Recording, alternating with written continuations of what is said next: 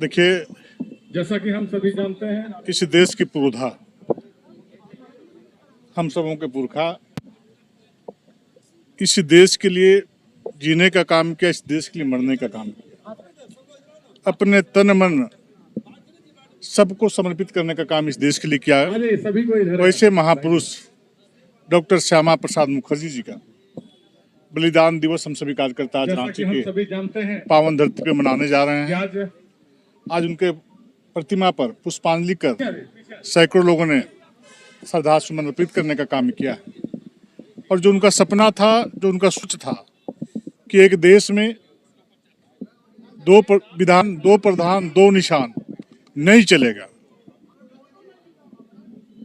और इसी मूल मंत्र को लेकर के वो अनेक प्रकार का आंदोलन करने का काम सदैव डॉक्टर श्यामा प्रसाद मुखर्जी ने करने का काम किया। अपनी जानों की आहुति, अपने प्राणों की भी आहुति इसी आंदोलन को लेकर के एक षड्यंत्र के तहत उनकी हत्या करने का काम लोगों ने किया। और जो उनका सपना था, जो सोच था, एक गरीब माँ बाप का बेटा, भारत माँ का लाल, देश के यशस्वी प्रधानमंत्री आदरणीय नरेंद्र मोदी जी ने जो 370 जैसी जो धारा जम्मू और कश्मीर में लागू थी, और सरकार बनने से पहले आदरणीय प्रधानमंत्री जी ने कहा था कि हमारी सरकार यदि पूर्ण बहुमत की सरकार बनती है इस देश में, भारतीय जनता पार्टी की सरकार, तो हम 370 की धारा इस जम्मू और कश्मीर से खत्म करने का काम करेंगे। दो संविधान, दो निशान, दो प्रधान वहां नहीं होगा। और आज हम सभी सौभाग्यशाली हैं कि वैसे दल के कार्यकर्ता के रूप में आज आप सबों के समक्ष खड़े हैं। तो हमारे देश यशस्वी प्रधानमंत्री जी ने जब दूसरी बार पूर्ण बहुमत की सरकार बनी, 302 संख्या, 3 संख्या ला करके, तो पहला काम किया कि 370 की धारा को हटा करके जो श्रद्धेय डॉक्टर श्यामा प्रसाद मुखर्जी जी का जो सपना था उनको साकार करने का काम किया, उनकी आत्मा को शांति देने का काम किया। आज उनकी आत्मा जहां भी होगी, उनकी आत्मा को शांति मिलती होगी कि जो मेरा जीवन का उद्देश्य था, उस उद्देश्य को भारत माँ का लाल आदरणीय नरेंद्र मोदी जी ने पूरा करने का काम किया है।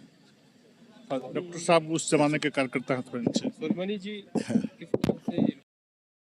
नहीं, ये आप सब जानते हैं, डॉक्टर साहब ने शुरू में जो हिंदू महासभा के थे उस समय भी ये कश्मीर, ये बंगाल जो है जा रहा था पाकिस्तान में, उन्होंने गठजोड़ करके प्रजा सोशलिस्ट पार्टी के साथ आया बंगाल। और धारा 370 जो है ये बहुत ही आपत्तिजनक था।